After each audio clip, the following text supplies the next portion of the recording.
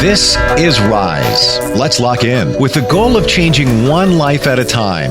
Yours. Together, let us rise up, inspire, strengthen, and elevate our minds. It's time to Rise on the voice of Nassau Community College, 90.3 WHPC. Hello, my name is Dr. Saran Heron, and welcome to Rise. Today we're going to talk with Francisca Epale, who holds a DTM, a degree in TESOL, a master's, and started her career in education with a focus on teaching ESL and French at all levels of academic ladder in the U.S., Canada, and China. Though Francisca encountered many challenges, she stood the test of time and graduated with a DTM, the highest award bestowed on a Toastmaster, and only less than 1% of people obtain this prestigious award. She is an educator by profession. She enjoys sharing ideas, one of which is how she conquered breast cancer using natural remedies. Unfortunately, Francisca lost 5 family members to cancer, and she is determined to break the generational pattern. Francesca is a certified health and life coach with the Health Coach Institute and is also certified as a speech coach under Craig Valentine, 1999 world champion of Toastmaster. In 2023, she received the Woman on Fire Honoree, and 2023, she's a global author awards in London in the UK. She's a 4-time author. Her most popular book is How I Conquered Breast Cancer Without Chemotherapy, My Journey from a Mess to a Message. She is here today to share her journey of breast cancer, how she overcame, steps she took, and today living healthier than before. Francesca, welcome to Rise here on the voice of Nassau Community College, 90.3 WHPC. Thank you for having me, Dr. Saran Heron. My pleasure. Now, Francesca, you hold degrees that I want you to explain each of them in brief, if you can. Tell us about your degree, the DTM, the TESOL, and the degree you hold. Okay, thank you. I have a BA, a Bachelor of Arts in French, with a minor in German from Edinburgh University of Pennsylvania in the United States. I have a Master of Arts in teaching French as a foreign language from Minnesota State University, and I began a PhD program at the University of Kentucky, but I'm an ABD, all but dissertation. I did the coursework. I did not finish the dissertation because I had to move to Canada. I also have a number of certificates called the TESOL, teaching English to students of other languages, and also teaching English as a second language, TESL. And I'm also a speech coach, a world-class speech coach with the famous Craig Valentine, who won the 1999 World Championship of Toastmasters. And I'm also a John Maxwell speaker, trainer, and coach, and I'm a certified health and life coach. I love learning. Excellent. Now, you achieved an award that you said only 1% of people hold that degree. How difficult is that to get that award? Oh, it was very difficult. But because I did not finish my PhD, I was determined to finish my DTM. DTM is a Distinguished Toastmasters, and Toastmasters is an international association which helps you to improve on your communication, leadership, and presentation skills. And you can find a Toastmasters club in every country around the world. I had challenges, lots of challenges, but I was determined. I stood the test of time, and I completed my Toastmasters in July 2019, before the COVID hit. Wonderful. Now we're going to jump right into our topic of talking about your journey, and specifically your journey with breast cancer. Bring us back to that moment in time when you got diagnosed. Okay, thank you. I was diagnosed with breast cancer on August 1st, 2019. But prior to that, I used to live in the United States, and one day I felt a lump. I went to the doctor, and when he examined me, he said, "Oh, don't worry, it's just dense breast." Right. Then a few years later, when I moved to Canada, I felt a lump and I was lazy. Never you get lazy when you feel a lump. I said, oh, it's just dense breath. Right. Then the lump got bigger. I said, no, this has to be more than dense breath. So I booked an appointment with my doctor. He examined me and he sent me to go and do a mammogram and an ultrasound. The following day, his administrative assistant called me and said, Francisca, or Dr. S wants to see you in his office right away, immediately. I knew from the tone of her voice that I would receive bad news. Right. So when I entered my doctor's office, he said, Francisca, I'm sorry to tell you that you have been diagnosed with stage 2 breast cancer. So he recommended me a very top-ranking oncologist, and I saw him, and he also had to do his own tests, ultrasound and mammogram, as a second opinion. So that's how I was diagnosed with breast cancer. So you and I have spoken about your mammogram. So initially you had a lump, right? And Yes. and the mammogram never picked it up at that time, but you were monitoring that. I want to just bring that up. Yes. Mammograms are not 100% accurate. That's why every woman should do self-breast examinations. Do not be shy. When you're in the shower, do the self-breast exams, and you should also learn to massage your breasts 50 times, anti-clockwise and clockwise. If you are shy of touching your breasts, ask your partner.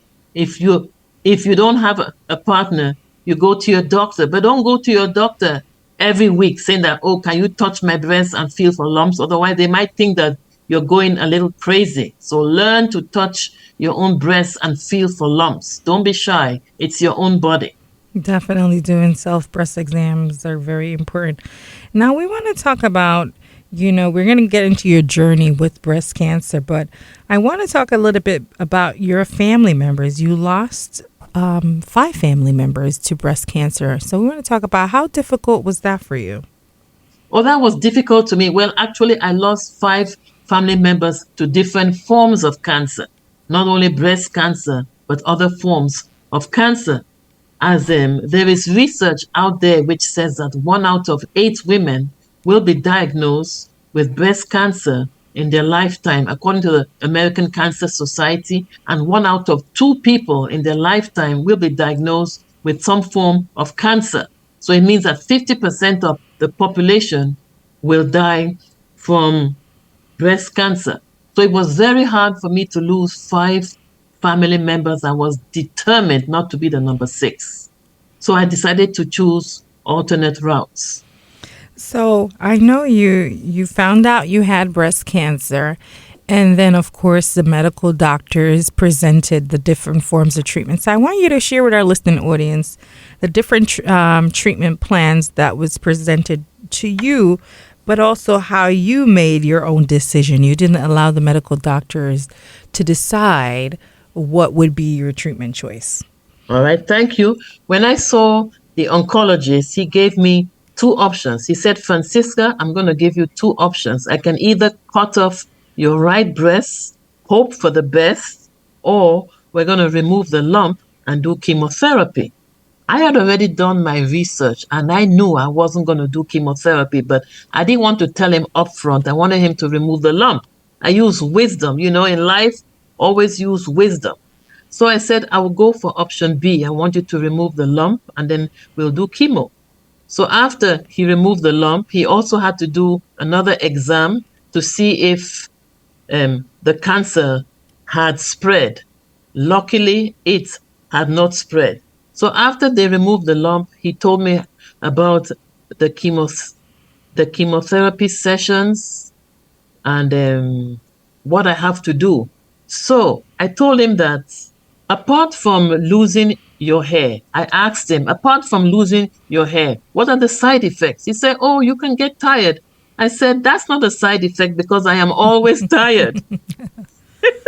I went home and did my research and I knew I didn't want to do a chemotherapy. So I told him that I don't think I'm going to do chemotherapy. And then he said, I have been an oncologist for 25 years. And no Wow. patient of mine has ever refused chemotherapy. I told him, Dr. So relax, calm down. I'm just exercising my patient bill of rights. Right. He said, okay, if you don't want to do chemotherapy, then go downstairs and book yourself for radiation. Again, I had made up my mind, but just to be polite, I said, okay. I went downstairs. They told me about radiation, what I have to do. And I said, I don't think I want to do it. Right. Then my family doctor said, if you don't want to do chemotherapy and radiation, take tamoxifen medication. I said, I'm not going to use it. He said, okay, it's your body. Right. Now we want to talk about how important is Bill of Rights. Just share with me briefly for those who are maybe not in the medical profession, who are listening to the program and say, "Oh my God, she refused the treatment." Talk to me a little bit about the Bill of Rights. Okay. The patient's Bill of Rights states that you have the right to refuse treatment.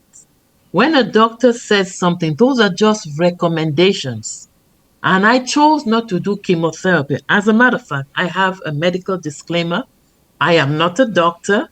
I'm not Right. an oncologist. I'm a certified health and life coach. So if you are diagnosed with some form of cancer, please seek medical help. So what I'm sharing with you is just my journey.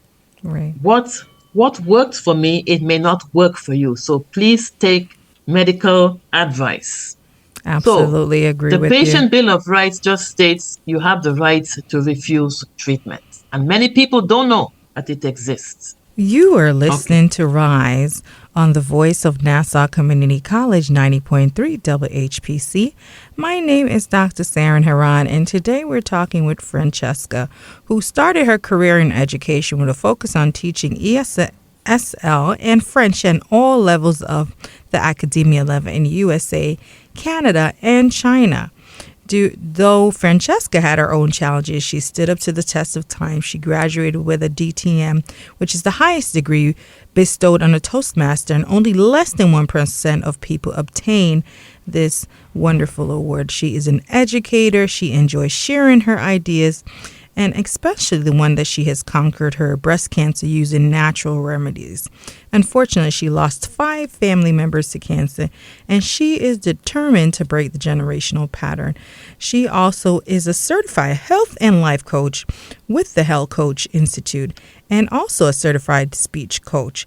She has received 2023 Women on Fire Honoree Award and 2023 Global Author in London, UK, and she is a 4-time author, and her most popular book is How I Conquered Breast Cancer Without Chemo, My Journey, a Mess to a Message.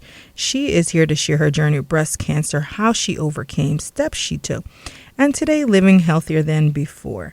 Now, Francesca, we've been talking, and we want to talk about sunshine. Let's talk about why do you believe it's important, and what was your inspiration behind that? Okay.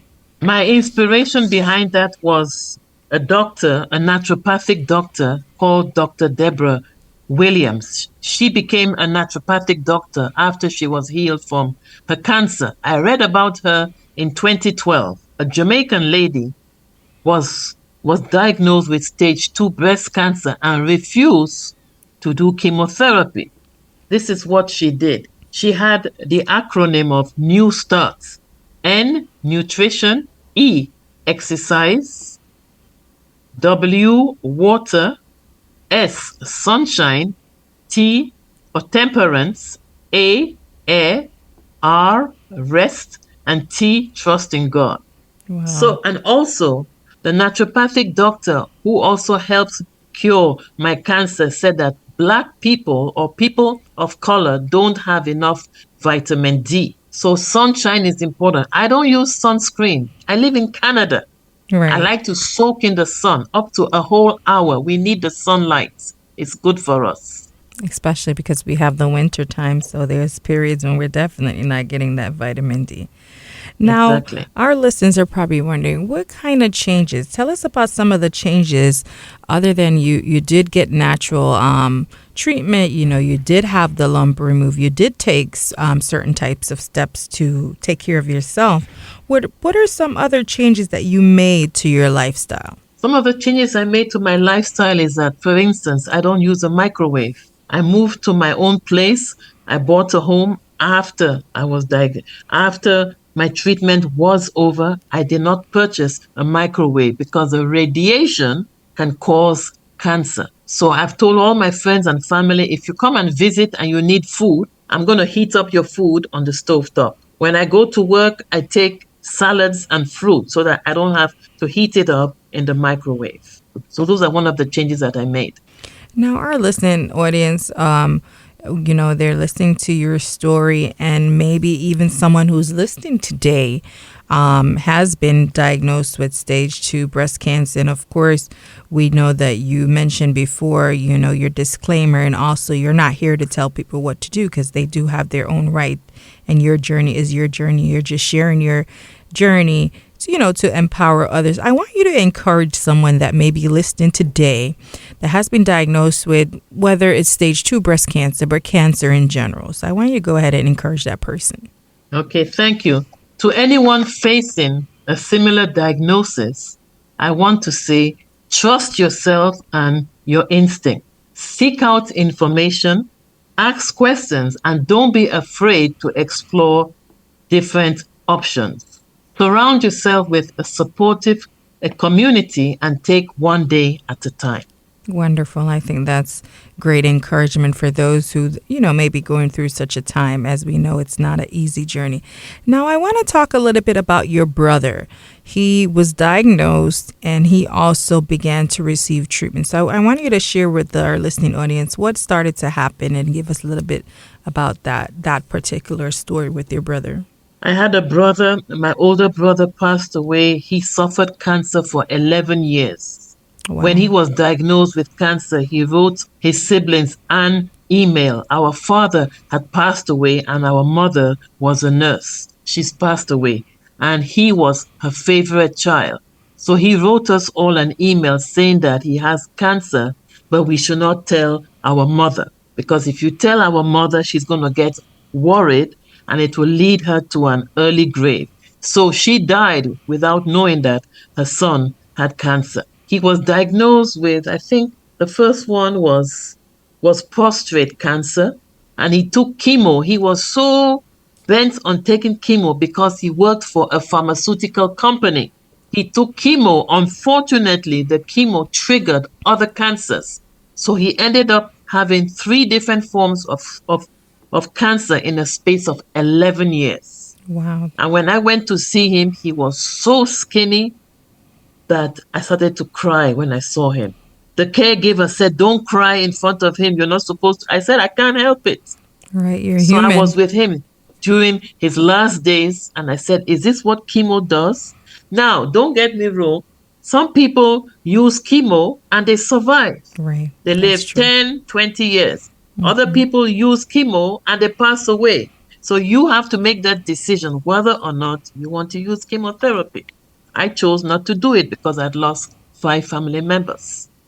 Now, it's important for those listening to know why are you so passionate about sharing your stories, sharing your journey with others? I am so passionate about sharing my journey because my journey has inspired me to help others.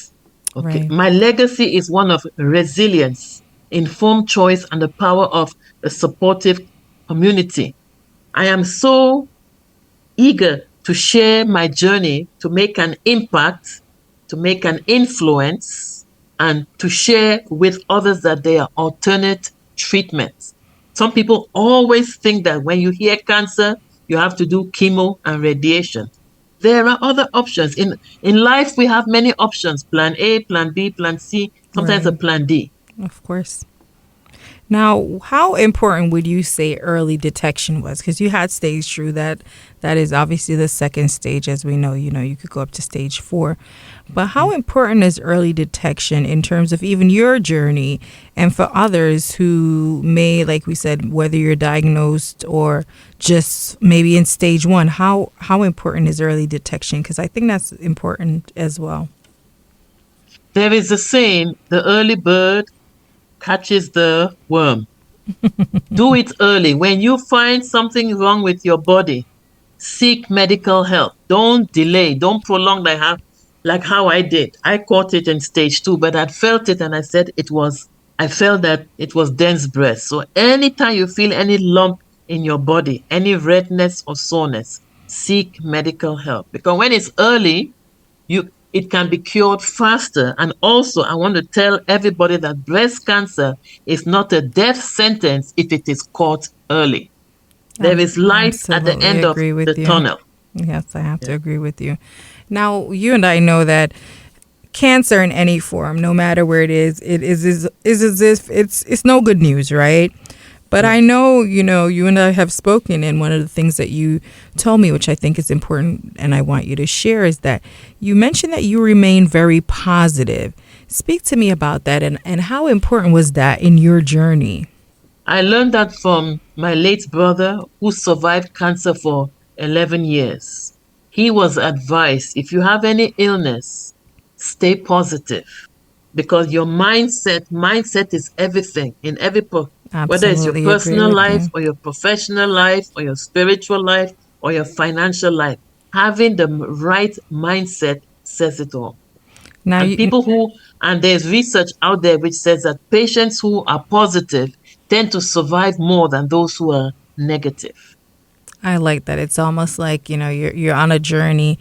You may not see the light, but knowing that, like, there's the light at the end of the tunnel, if there's such a thing, we always say that. And that helps one to remain positive. You are listening to Rise on the Voice of Nassau Community College 90.3 WHPC. My name is Dr. Saran Heron, and today we're talking with Francisca Epale, who started her career in education with a focus on teaching ESL and French at all levels of the academia ladder in the United States, Canada, and China. Though Francisca encountered some challenges, she stood up to the test. She graduated with a DTM, the highest award to be bestowed on a Toastmaster, and only less than 1% of people obtain this prestigious award. She is an educator. She enjoys sharing her ideas, one of which she has learned to conquer cancer using natural remedies. Unfortunately, she lost her siblings to cancer, and she is determined to break the generational pattern. She also is a certified life coach. She is a speech coach, and she 2023 Woman on Fire Honoree Award and 2023 Global Author Award in London, UK. She's a 4-time author, and her most popular book, How I Conquer Breast Cancer Without Chemotherapy, My Journey from a Mess to a Message. And we're talking about breast cancer, how you overcame, and what you're doing today. Now, Francisca, I know we've been talking, and for those that are listening, they're probably wondering, okay, you took natural treatment. Could you give us in just simple terms, not without going in much details, you took the natural route. Were you like drinking different things? Were you taking different natural pill forms? What were some of the things that you got in terms of your treatment? One of the things I did as part of my treatment is to detox some of my organs. I detox 4 organs, but I'll talk about one. I detox my liver. Okay. The first time I detoxed my liver, the doctor said, make sure you choose a 3-day weekend where Monday is a holiday, and do not go out of the home. Stay literally by the bathroom. And when I detoxed my liver, I lost 5 pounds. The gunk that came out of my body, I got scared. She said, yes, because you have never detoxed. A lot of stuff comes out from you, and it's good to detox frequently. So that's one thing that I did. Great advice. Now, how would you say your outlook on life changed? Now, you've removed the lump and you haven't had any issues. Is that correct? That's correct. All right. And how has your outlook on life has changed? You took your steps that you chose to take. And how would you say your outlook has changed on life? My outlook has changed in that I am more positive. Great. I recite positive affirmations such as, I am so grateful now that abundance comes to me easily and effortlessly on a consistent and everyday basis. Wonderful. I recite affirmations. I have a vision board. I always think positively. I surround myself with positive people. I read positive things that will uplift me, things that I will learn from. And I avoid toxic and negative people. Now, if you had one best advice, considering we're talking about chemotherapy, we talked about breast cancer, our main topic. We talked about sunshine. We talked about your journey. If you had one best advice you want to leave with all the individuals who are listening related to treatment, seeking alternatives, what would you want that to be? Good question. The one advice I would give people is that when you have an illness, do your research, ask questions, and if possible, join a support group. Wow. Important. I think that's excellent advice. And you are also the author of a book, your most recent book, which we won't have time to get into, but I want you to share with our readers what can they expect from getting your book, and also how do they get in touch with you if they want to get in touch with you? They can get in touch with me on Instagram. I'm on YouTube, Instagram, LinkedIn, and Facebook. You type in my name, you'll see me there. Wonderful. Yeah. And you also mentioned to me, we've had conversations how you feel better today and also different. And you also do coaching, even though you're a coach, right? You work with coaches, which I thought was interesting. Yes. Every coach needs a coach. I work with a fitness coach on a daily basis. I don't pay for it because when I mentioned this to somebody, she said, you must be very rich. I said, no, you should find out how I go about it. Don't conclude. Right. Where I work, I have a day job, and one of our fringe benefits or one of our health benefits are coaches. Excellent. So I use a fitness coach every day. I love it for those who are not familiar with coaches. Well, Francisca, it was a pleasure having you on today's program. Thank you for having me, Dr. Saran. I'm Dr. Saran Heron. I hope my guest today provided valuable information to you and will inspire you to know your options, exercise your Bill of Rights as needed, and most importantly, stay positive. Please check your breasts frequently. Be sure to educate yourself and seek knowledge. I do hope this episode was informative for you. Stay blessed until next week. Thank you for listening to this week's edition of Rise, available wherever you listen to podcasts and always right here on the voice of Nassau Community College, 90.3 WHPC.